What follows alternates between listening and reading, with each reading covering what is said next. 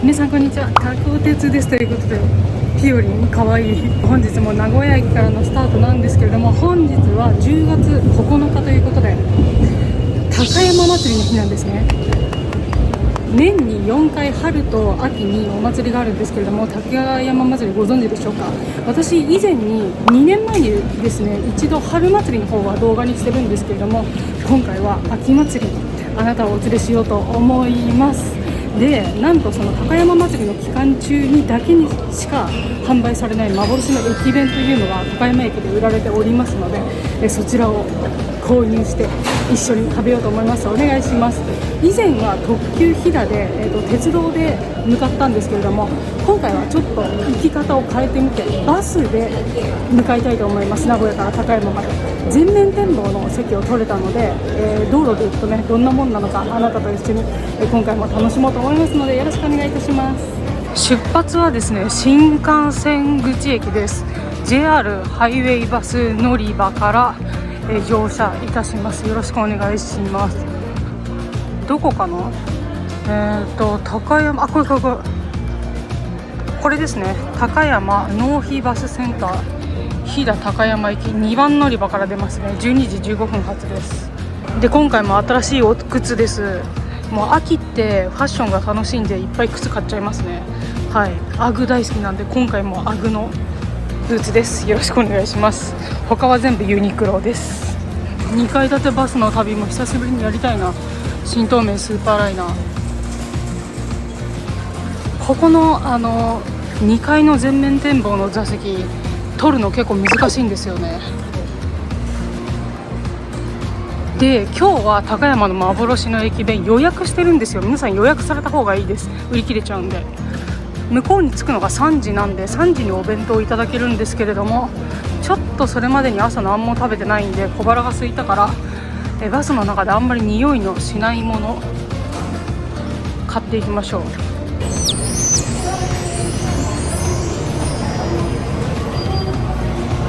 かわいい。シマエナガさんとピオリンもコラボしてるのかわいい。いけないシマエナガピオリンが可愛すぎて気を取られていましたが、本日の旅のお供はこちら、マイセンのミニヒレカツバーガーにしましょう。全然買う予定なかったけどピオリング使っちゃいました。12時15分発の飛騨高山行きなんですけれども、途中ね、郡上八幡インターも寄るんですよ。郡上八幡といえば日本三大盆踊りの一つ、郡上踊りのね本場なんですけれども、1年前ぐらいに行ったのかな。ちょうど郡上八幡では降りてないけど、北濃駅まで行ってますね。特急ひだで高山まで行くとだいたい2時間半くらいですかね。その代わり料金がね6000円近く確かするんですよ。で、バスだと3時間なんですが、往復で購入すれば片道3000円で行けちゃいますからね。まあどっちがいいのかって感じですけど、まあ鉄道で行っても風景がすごくいいし、 HC85 系楽しいし、バスもバスの良さがありますからね。両方の良さ噛み締めていきましょう。改めまして皆様こんにちは、加古鉄でございます。本日はですね、冒頭にもお伝えした通り、あなたを飛騨高山へ、ここ名古屋からお連れしようと思います。バスを待っていたら目の前に福井行きの黄色いバスが来たんですけれども、なんとも斬新なデザインですね。そして続いてやってきたのが、私たちが乗車する高山行きのバスセンターへのバスです。こちらも非常に鮮やかな施しがされていて、アートとね掛け合わせた JR バスです。気分も晴れやかにカラフルに行きたいと思います。今日も一日よろしくお願いいたします。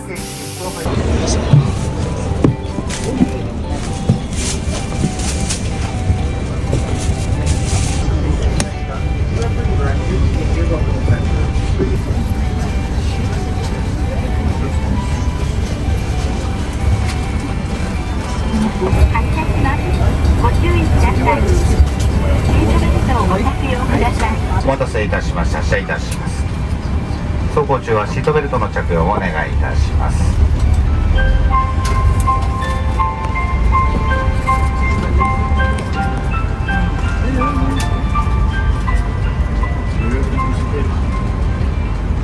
本日は JR 東海バスをご利用いただきます。誠にありがとうございます。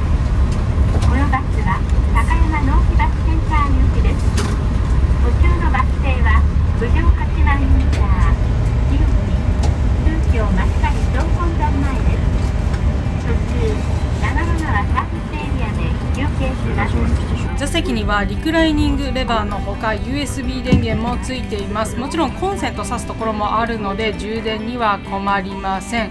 出発いたしました。車内案内じっくり読んでいきましょう。夜行バスのね、ドリームスリーパーとかそういう系統のバスではないので特別変わったようなことは書いていないんですけれども、しっかりと一つ一つの座席にドリンクホルダーの他にちょっと軽食置くような場所があったりしてね、充実した車内だなと思いました。シートも背もたれが長く枕元まであってふかふかです。途中長良川サービスエリアで休憩をいたします。また名古屋駅周辺の道路混雑などの影響により名古屋駅を3分遅れで発車いたしております。遅れましてご迷惑をおかけいたしております。停車バス停は郡上八幡インター、清水業真光総本山門、高山納費バスセンターとなります。先に出発していった福井行きのバス、黄色に黒で筆字で書かれたデザイン、めちゃくちゃ遠くからでも目立ちますね。バスの後を追って同じように高速に乗っていくんだと思います。左手見えてまいりましたのは東京モード学園の名古屋港ですかね。スパイラルタワーみたいな名前だったと思うんですけど、いつ見ても迫力があります。そして前方の看板に書いてあるのは名古屋高速名駅入り口。こんな駅前の超賑やかな入り口に高速の乗り口があるんですね。まずはこの名駅入り口から名古屋高速を走り、その先にある愛知県一宮市の一宮ジャンクションで東海北陸自動車道を突っ走ります。そしてそのまま高山へつながるような道のり、途中郡上八幡を経由いたします。料金は往復で6000円なので片道だと3000円です。片道だけの切符を買うと3400円なので往復で買った方が、合計800円ぐらい安くなるんですからね。時間はだいたい2時間45分、渋滞も加味すると3時間くらいで着くような感じ。何気なく前眺めてみると、おーすごい、こうやってね時間管理されているんですね。よく見てみるとちょっとだけ名神高速にこの先一宮インターチェンジで入って、その後ジャンクションで東海北陸自動車道に行くと。難しい、高速道路難しすぎる。普段だったらね鉄道にポケーっと揺られて乗っていればいいだけなんで、あんまりこういうの気にしたことがないんですけれども、高速バスの運転手さん複雑な道のりいつも快適に運転してくださってありがとうございます。というわけで見えてまいりました一宮インターチェンジです。ここから少しの間名神高速を走りまして一宮ジャンクションで東海北陸自動車道に入ると。むずインターチェンジとジャンクションの違い、いまいち私分かってなかったんですけれども、インターの方は一般道と高速道が交わるところで一般的に料金所が併設されていると。でジャンクソンだってマイケル・ジャクソンみたいになっちゃいましたけども、ジャンクションは複数の高速道路がこう入り混じってぐるーってこう円を描いて方向転換するみたいな場所あるじゃないですか。ああいうところがジャンクションだから、料金所が併設されているところは少ないみたいですね。っていうかないのかな。高速道路詳しい方いろいろ教えてください。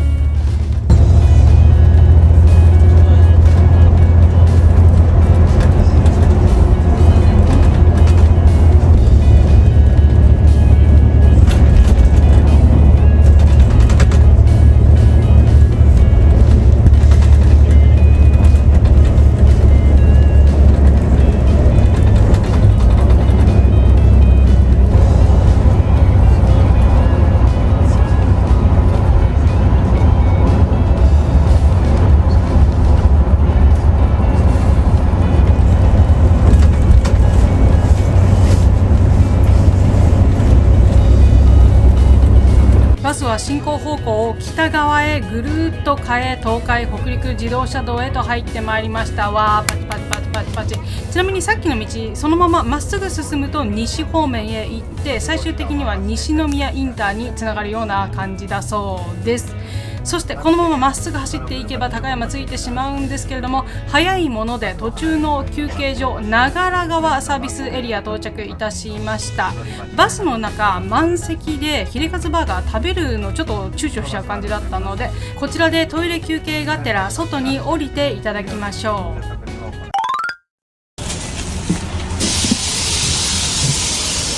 う。長良川サービスエリア着きました。バスは満席でしたね。予約取った時全然空いてたんですけど、やっぱ高山祭りだから海外のお客さんがねめっちゃ多かったです。半分以上海外のお客さんでしたね。バス乗る時これでいいのかみたいな英語で聞かれたんで、イエスディスレーンって言ったら、お前英語話せるのかっていう表情されたトイレ行ってきましょう。ちょっと大きめのところなんだな。コインシャワーとかもある。食べ物もいろいろ売ってるんですけど、やっぱあれだけ混んでると中でちょっと食べづらいんで、バスの中でここで買ったヒレカツバーガー食べようと思います。これですね、マイセンのとんかつヒレカツバーガーミニヒレカツ、ジャスミン茶飲むんでカロリーゼロですね。あと8分で出発。10分間って結構時間上がりますからね。いただきます。じゃん。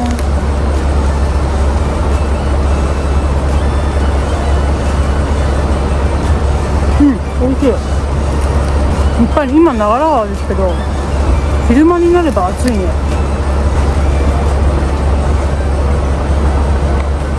美味しい。でもサンドイッチの方が美味しいかなって気もする。で、お食事どころがね、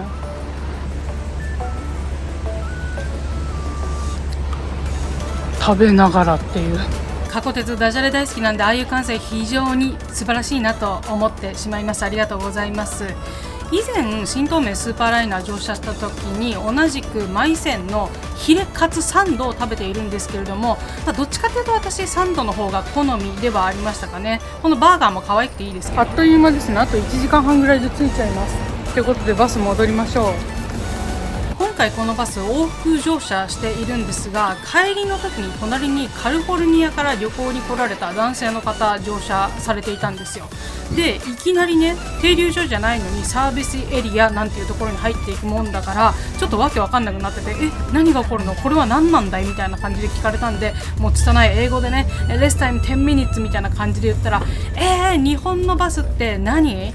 休憩なんてあるの？カリフォルニアのバスにはないよ、クールだねっていうのを言っていただきました。なんかめちゃくちゃ乗車時間長くても休憩なんかないっておっしゃってたんですけれども、そういう心遣いがね、日本ならではで、こういうところ日本好きなんだよって言ってくれて、すごい気持ちが良くなりました。カリフォルニアのこともね、もっといろいろ聞いとけばよかったなと思います。英語勉強します。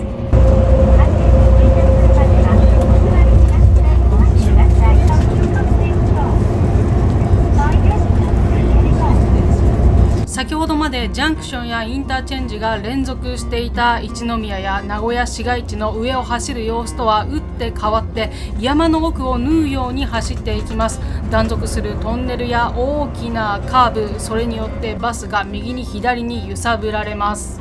車窓に真ん中ん里南という得体の知らないものが立っていたんですけれども、あちらは1995年旧南村に建てられたものです。現在は2004年の合併によって郡上市となっています。その95年当時に、日本の人口の重心が南村にあるという調査結果が出て建てられたそうなんですけれども、年々東京に人口集中してしまっているので、人口重心がね、東に今はずれていっているそうです。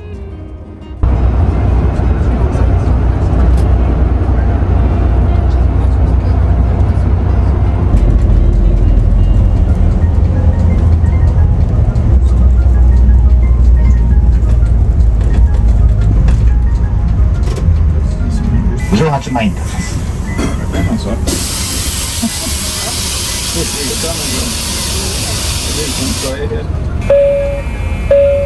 発車します。ご注意ください。シートベルトをご着用ください。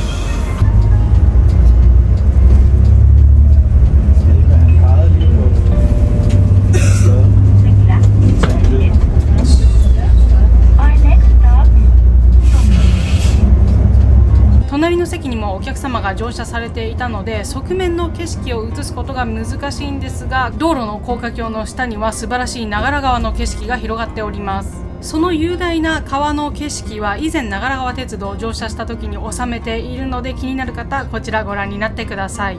これがいつも使用している特急ひだで高山まで行くとなると、郡上八幡は通らずに下呂を経由していく道のりとなります。料金は6000円くらいで、時間は2時間半なので、運賃は倍で30分くらい時間は短くなります。特急を取るのかバスを取るのか、人それぞれなんですけれども、特急だとね、渋滞に遭うっていうことはないですし、事故とかがない限りはとりあえず定刻通り運転してくれるので、スムーズに滞りなく移動したいという方には特急ひだおすすめですかね。個人的にシートの座り心地だけで言えば、やっぱり特急列車の方が快適かなと私個人的には思います。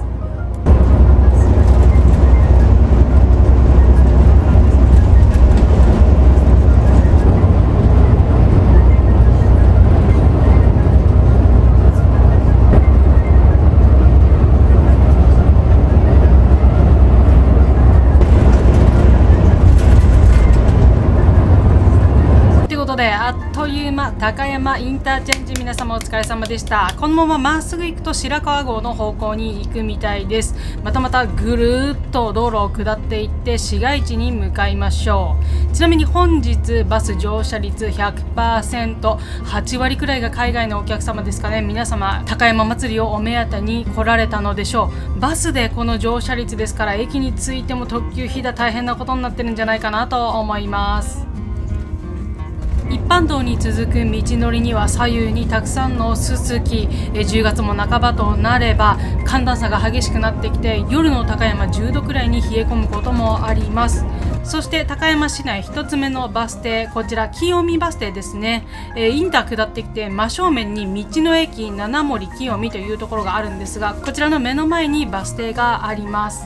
この辺りの地名は高山市清見町なんですけれども、七森っていうのは南北朝時代から伝わるここら辺周辺の呼称だそうです。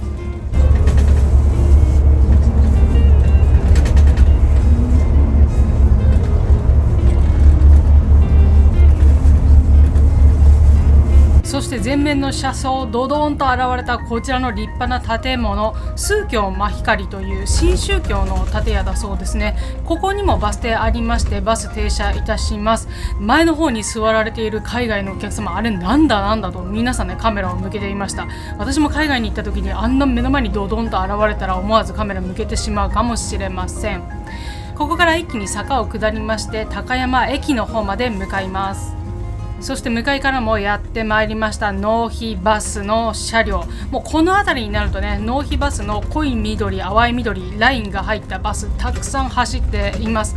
路線バスも高速バスもほとんど同じようなデザインなので、ここら辺のね、交通を一役担っているんだなと思いながら、いつも高山、楽しく旅させていただいております。市街に近づいてくると、前方の看板に大きく新穂高ロープウェイと見えてきました。こちら日本で唯一の2階建てのゴンドラを使ったロープウェイです。これね、1時間半とかで高山市から行けるので、明日行ってみましょう。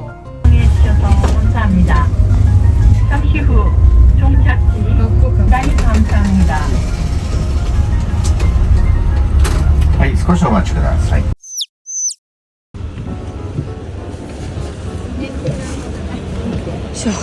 ということで到着しました高山。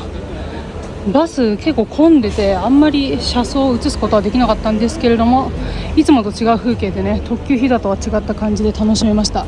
気温今16度です。高山途中の長良川はちょっと暑いかなと思ったんですけど、ここまで来ちゃうとひんやりしますね。この長袖1枚でもちょっとひんやりします。はい、ありがとうございました。ということでですね、今日のお目当てはあれ、高山祭りの限定お弁当です。予約してるので駅の中取りに行きましょう。駅舎の中にも出汁の車輪の部分をデザインされた壁のアートがあって、高山降り立つと年中ね、高山祭りの雰囲気は味わえます。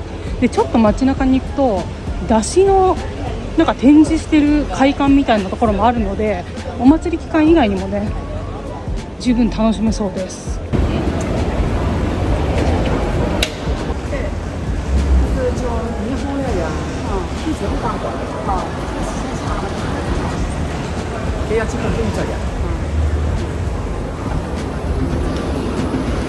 すごいね。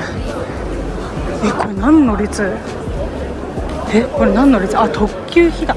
昼間のあれか、高山祭り見た方が日帰りで帰られる方の列か。やば、すごっ。こんな感じで車輪だけ展示してあるんですよ。鮮やかですね。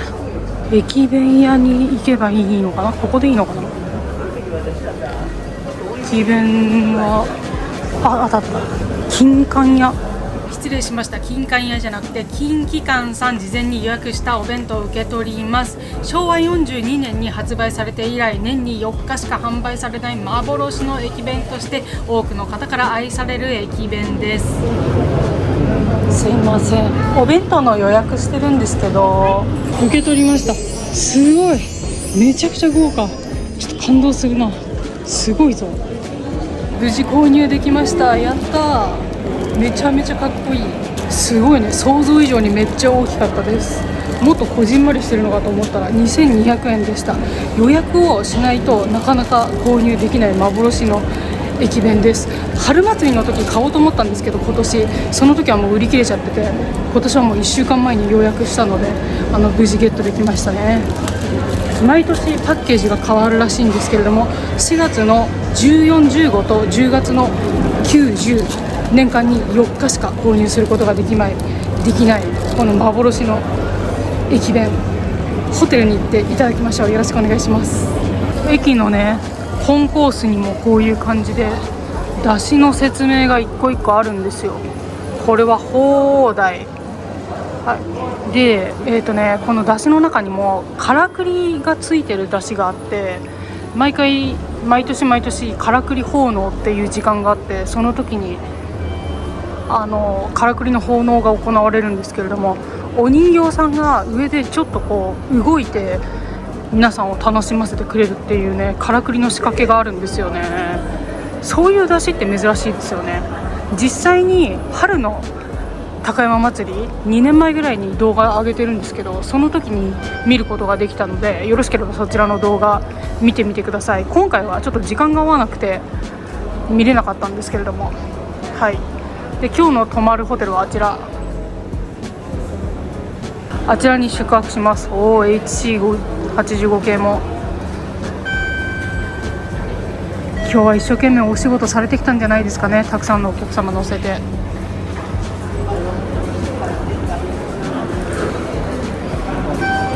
お邪魔します。ホテル呉竹荘さん。普段だと1万円しないぐらいなんですが、今日はやっぱ書き入れ時なんで3万円ぐらいしましたかね。仕方ない。今日は夜になったら宵祭りがあって、出汁に明かりが灯って結構綺麗だと思うんで、街中の方お弁当食べたら繰り出してみましょう。よろしくお願いします。ってことでチェックインしました。海外のお客様だったな。8割ぐらいが。めっちゃ混んでましたね、フロント。よいしょ、お願いします。ここにこうあるスタイル、綺麗。ここに金庫とか一通りあるんですね。面白い。ってことで本日もよろしくお願いします。綺麗。なんかちょっと面白いお部屋だな。かわいいかわいいテーブルとか、こういう作りなんですね。よいしょ。お風呂はここにもついてるんですけど、大浴場もあるとのことで、元気だったら大浴場行こうかな。よろしくお願いします。じゃーん、高山本線高山駅祭り弁当。今日は電車乗ってきてないけどいいでしょう。で、なんかおまけなのかな。俺こんなでっかい栗まんじゅうくれたんですよ。でかすぎない？カロリーすごそうだな。エネルギー431キロカロリー。1個なのかな。 100g あたりってこれ1個ってこと？多分絶対違うと思うけど、ただもう200カロリーはあるだろう。でも幸せですね。栗の季節ですから。素晴らしい。でかい。私の手が丸々2つ分ぐらい入るぐらいの大きさです。いただいていきましょう。あとこれ来る時名古屋で買ったんですけど、ピオリンのキーホルダー買っちゃった。放送をこんな丁寧にしてくれてありがたいですね。すいません。ということで3時間お疲れ様でした。バスで、名古屋から高山への旅でした。ちょっと道が混んでて15分ぐらい遅れたんですけど、まあ、全然楽しかったですね。全面展望で。ということでいただいていきます。知ってました？年に4回しか販売されないこの祭り弁当。毎回このパッケージが変わるそうです。素晴らしい。なんかお品書き、あ、すごいな。本当にコース料理みたいになってる。お品書きがあります。すごいね。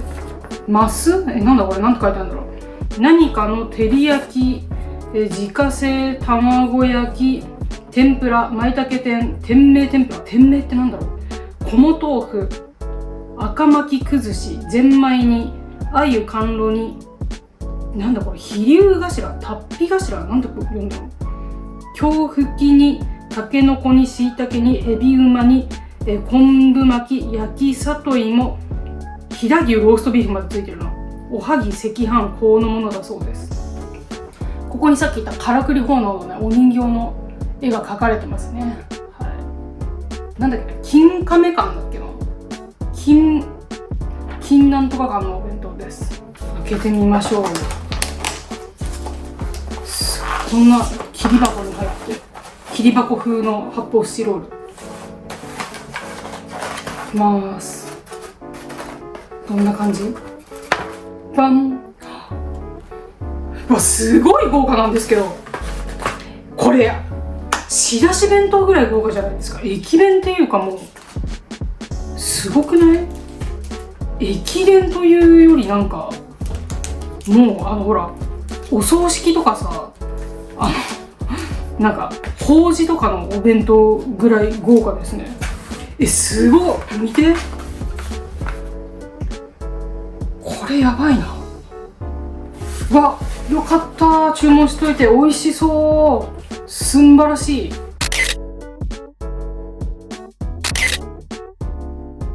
お弁当で2200円って思っちゃいましたけれども、これなら文句ないですね。素晴らしい。ほんと結婚式期間かと思っちゃう。法事とかね。はい、乾杯。ジャスミン茶で乾杯。特茶なんでカロリーを相殺していきます。ちょっと夜は冷えそうなんで、宵祭りね、宵祭りが冷えそうだからさ、あんまりこれ本当におビールと一緒にガツンといただきたいぐらいの量なんですけれども、夜外歩いちゃうと冷えるじゃない。冷えてさ、トイレとか行きたくなっちゃうと、お祭りの時のトイレ問題って結構深刻じゃないですか。で、私尿意系 YouTuber なんで本当に困っちゃうんですよ。そこら辺でするわけにもいかないしなのでちょっとね、お酒はこれからのために控えておきましょう。ちょっと夜ね、飲みに行きたいなと思ってます。高山の町ごま塩さん、刻み生姜にごま塩、お赤飯も久しぶりに食べるな。ごま塩振って、人参さん、ごぼうさん、しいたけさん、いただきます。ちなみにこのね、お大福みたいなのもついてるんですよ。おはぎもついてます。ちなみにおはぎってきなこ派ですか、あんこ派ですか？いっぱいあるよね、おはぎってタイプが。しかもさ、なんかきなこおはぎかと思いきや中にあんこ入ってるみたいなのない？なんかそういう感じ？ダブルでみたいな。結構衝撃を受けました、初めて見た時に。群馬出身なんですけど、群馬の名物に焼きまんじゅうっていうのがあるんですよ。こうふかふかのなんか小麦の、なんていうんだろうな、肉まんの皮みたいなのをこう味噌ついて焼いた、こんなでかいやつがボンボンボンって4つぐらい連なってる焼きまんじゅうっていうのがあるんですけど、あれもなんか私が小学生ぐらいの時に中にあんこ詰まってるなんかイレギュラー進化バージョンみたいなのが出始めて、みたいな。でもそれは味噌焼きまんじゅうじゃない。あれちょっと邪道だなと思いつつも、まあ結果美味しかったんですけど、結構。ということでいただきます。早く食え。すごくないですかこれ？鮎の甘露に、これ鮎？これ鮎、すごくない？丸々1尾をあゆさんがいただきます。頭から。頭良くなりますように。うますぎる。お赤飯もうますぎる。ローストビーフなんかもありますよ。もち米がいいね。お赤飯のローストビーフ。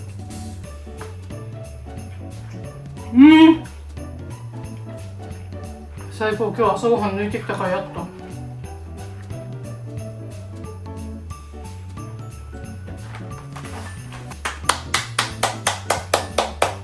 ありがとうございます。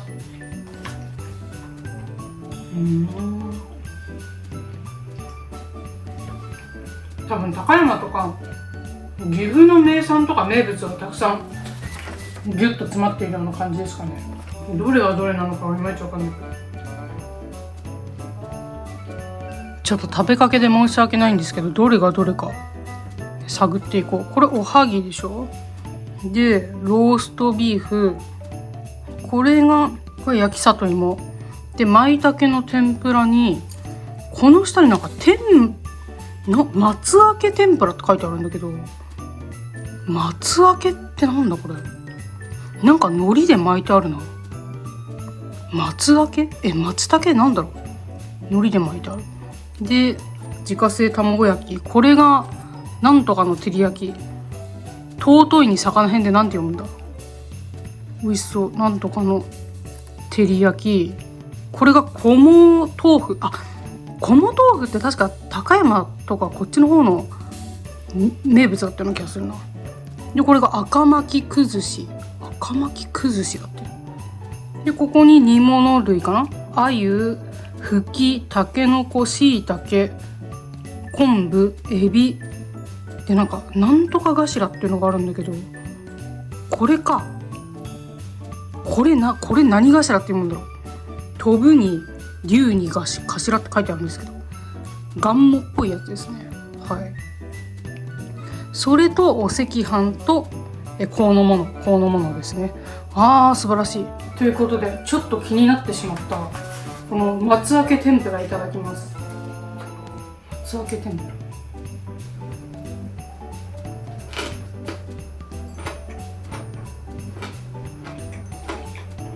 ごぼうだ。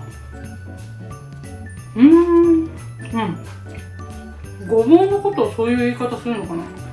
でこれがこも豆腐。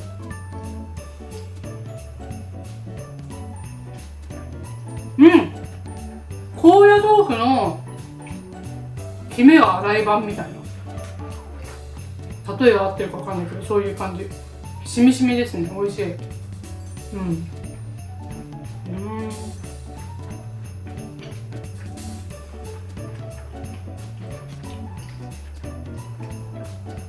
あとこちらが赤巻き崩し。かまぼことナルトを合わせたみたいな、そんな感じですね。美味しい。すごく華やかな駅弁です。いい記念になりました。ありがとうございます。でこの祭り弁当のこのパッケージなんですけど、提灯が一個一個ついてて、多分各町ですね。多分出汁を出している春と秋合わせた提灯なのか分かんないけど、全部こうやって各町のちゃんと逆さになってる。すごくない？こうお弁当がさ、こう来るじゃない。こうお弁当が来た時に提灯がぶら下がって見えるように逆さにプリントされてる。おしゃれね。凝ってますね。こういうところもね、すごい豪華。あと見てください。これすごい丁寧に包装してくださったんですけど、かわいい。思わず買っちゃった。この間ピオリンとフェイラーっていうハンカチの有名なブランドがあるんですけど、ピオリンフェイラーのコラボのハンカチ買ったばっかなんですけど、最近ピオリンブームが私の中で来て買っちゃった。かわいい。これリュックの仲間に入れようと思います。ってことで宵祭り出発します。歩いて20分くらいですね。で、高山に来たということで今日はスペシャルゲストがいるんですけれども、そのスペゲスさんと一緒にお祭り会場行きましょう。よろしくお願いします。高山の夜は寒いです。どこに行くんだろうな。行きましょう。ってことで今日のスペゲスさんです。見慣れた光景、はい、行きますか。これ寒くない？全然。あ、本当に、行きましょう。じゃあ、はい、こっちよね。多分こっち。多分人混みを見つければいいかなと思って。越えて向こう側ということで、高山市在住のペロリンズ父ちゃんを引き連れて早速夜の高山市街地繰り出しましょう。いましたね。うわ、すごいな人。わ、ちょっとやっぱテンション上がるな。ね。おお。俺も初なんよ。あ、本当に、私も夜来るの初めてだ。春祭りだとこっち側なんだよね。秋がこっちなんだよね。あ、そうなんだ。そう、回る場所違うんだよね。あ、朝市なんだ。へえ。人力車。ホテルから歩いて20分くらいお祭り会場へやってまいりましたが、すごい人、本当に撮影が大変でした。8割7割ぐらいは海外のお客様じゃないでしょうか。1日目の今日の夜は宵祭りといって、絢爛豪華な屋台にこれまたきらびやかな提灯が飾り付けられて市内を巡ります。そして高山祭りって春と秋年に2回行われるんですよ。だいたいお祭りって年に1回か数年に一度だと思うんで珍しい形かなと思うんですけれども、春秋それぞれで祀る神様が違うんですね。春に行われているのは旧高山城下町の南半分の氏神様比叡神社の例祭で、通称春の山王祭と言います。そして今見ている秋祭りは北半分の氏神様桜山八幡宮の例祭で、通称秋の八幡祭と言われており、この総称が高山祭りと言われています。重要有形及び無形民族文化財、そしてユネスコ世界遺産にも登録されるほどです。祭り行列を先導してやってきたのは獅子舞。獅子は悪霊退散や祭りが行われる場所のお祓いの役割を担っています。別名徳兵衛獅子とも呼ばれ、飛騨に伝わる多くの獅子舞の中でも伝統的なものだそう。この獅子がかぶっているマントのようなものですが、新緑に朱色で獅子の毛の流れを模様として描いた油団と言われるものです。勇敢な舞を見せてくれます。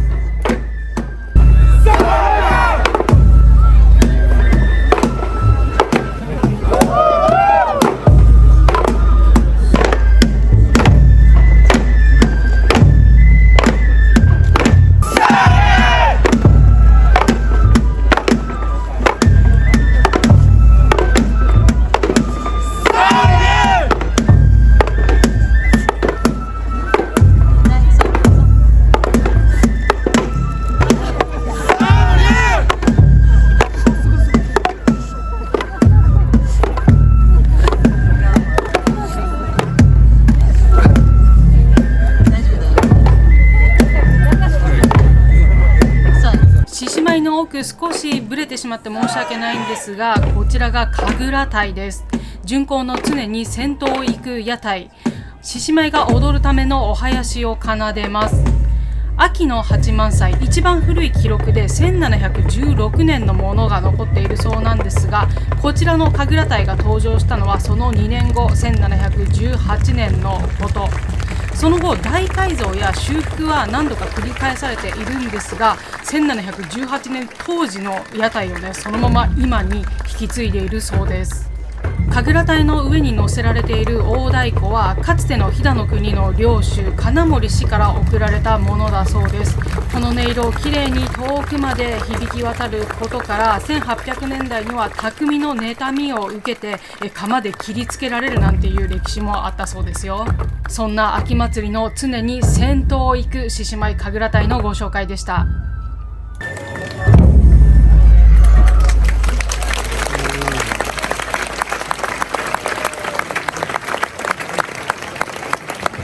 続きまして、横からぬるっと出てきた屋台、こちら鳩に峰の車と書いて九宝車です。こちらも創建されたのは1747年と非常に古い屋台なのですが、その後屋台が大破されてしまったため1837年に再建され今の形になりました。非常に変わった屋台でして、下のね車輪が3つしかついてないんです。この先方向転換をしなければいけないんですけれども、ジャッキで3つのうちの1つをグイッと上げて2つで不安定の状態にしてからグッと方向転換をする、その様子も非常にダイナミックで、周りからうおーっと歓声が起こっていました。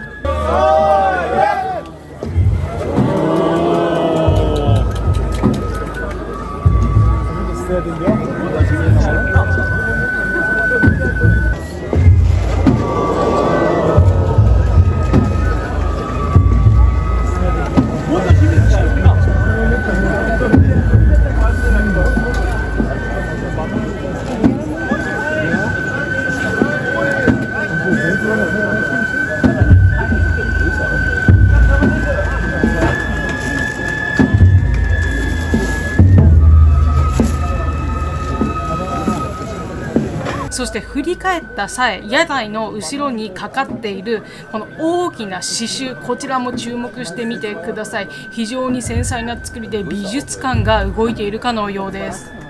高山祭り運行初期の時代は今の祇園祭りみたいにお祭りが始まるたびに屋台の建造と解体を繰り返していたそうです。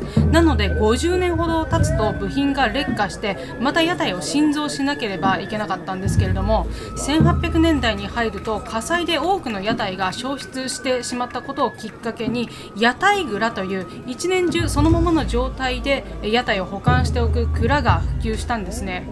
そこで屋台を解体せず済むようになった分、寿命が伸びたことでいろんな装飾品をつけるようになって、各町が競うようにどんどん屋台を派手にしていったと。だからね、他の町のもう屋台がちょっと妬ましいっていうことで鎌で切りつけちゃうなんてこともあったんでしょうね。続きましてやってまいりましたのは仙人隊。屋台の船体にちょこんと乗っかっている仙人が可愛らしいです。そして高山祭りといえば何といってもからくり砲のすごく細やかな繊細な動きでお人形さんが、いろんな仕掛けでね動いて私たちを楽しませてくれます。春の高山祭りの時実際見たので、その時の動画ぜひご覧になってみてください。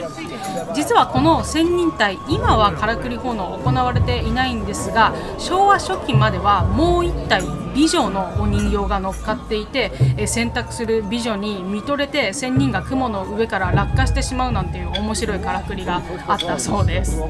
お人形を操るのには36本ぐらいの糸をこう巧みにね操る綾方という方がいらっしゃって、その人の熟練の技術で我々に面白いものを見せてくれます。そして仙人隊にも方向転換のお時間がやってまいりました。先ほどは3輪で後ろの1輪を持ち上げて移動していたんですけれども、こちらは4輪です。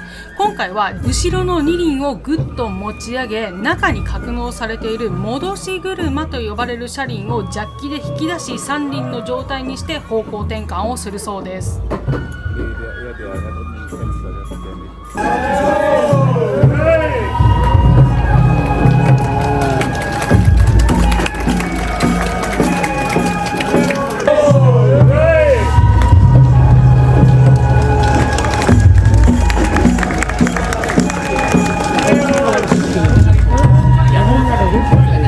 無事仙人隊方向転換し終えて、車輪を元の状態に戻すためにまたぐらっと揺らつきます。こんな感じでですね、秋祭りには全て揃って11台の屋台が宵祭り、きらびやかな提灯を100個以上つけて市内を巡行いたします。秋の宵祭りは2024年5年ぶりに開催されました。コロナの影響と昨年はあいにくの雨で中止となっていました。近年は秋に台風が直撃することも多いですから、無事今年運行できてよかったですし、このように貴重な体験させていただけて非常にありがたいです。感謝申し上げます。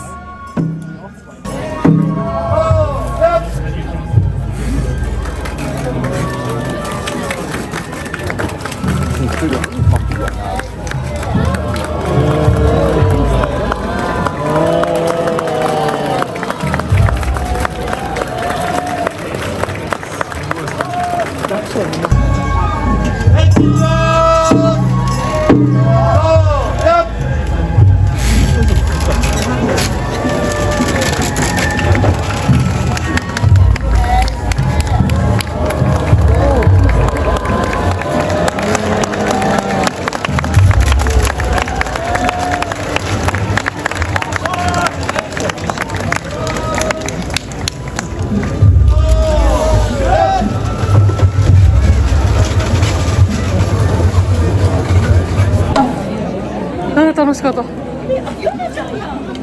あ、ヨモちゃんやって言われて思わず振り返ってしまったんですけれども、全然違う方のお名前でした。はい、びっくりしちゃいました。ごめんなさい。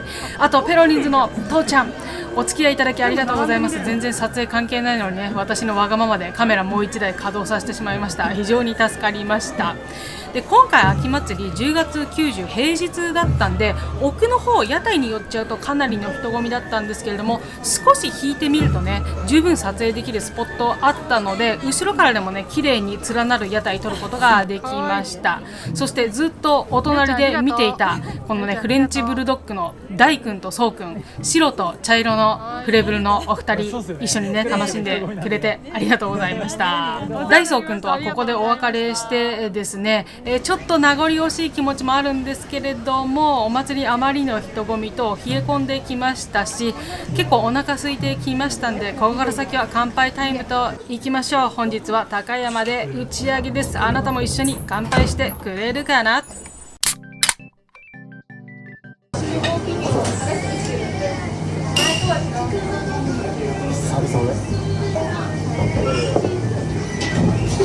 てことで、お祭りなんてお祝い事ですから、今日は飛騨の夜豪華に行っちゃいましょう。刺し盛りも頼んで、チーズ盛り合わせ頼んで、飛騨牛とかなんと松茸の土瓶節なんて頼んじゃいました。ごめんなさい、ありがとうございます。ちなみに全部父ちゃんのおごりというか、おごらせたというか、私が財布忘れましたごめんなさいいつも申し訳ないです。ありがとうございます。